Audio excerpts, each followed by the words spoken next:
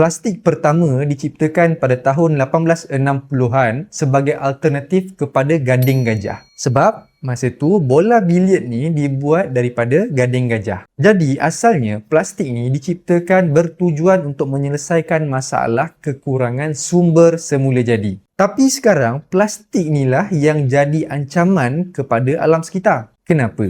Sebab kita dah hilang kawalan. Pengeluaran plastik ni mudah dan murah. Sehingga kan kita dah hasilkan lebih daripada 400 juta metrik tan setahun. Tambahan pula, plastik yang kita guna ni kebanyakannya adalah sekali pakai je. Kalau ikutkan, kurang daripada 10% plastik di kita semula. Dan dianggarkan sebanyak 11 juta tan plastik berakhir dekat tasik, sungai dan laut setiap tahun. Kemudian plastik-plastik ni akan pecah dan breakdown menjadi mikroplastik, iaitu bawah daripada 5mm. Lepas tu plankton ni makan mikroplastik, ikan kecil makan plankton, ikan besar makan ikan kecil, akhir sekali kita makan ikan besar tu. So sebagai orang awam macam kita ni, apa yang kita boleh buat? Perkara utama yang kita boleh buat bukanlah recycle, tetapi reduce. Kita kurangkan penggunaan plastik-plastik yang baru. Kita gunalah alternatif lain. Kalau tak boleh nak kurangkan, kita reuse. Kita guna semula plastik-plastik yang ada dekat rumah ni. Dan yang terakhir, barulah kita recycle.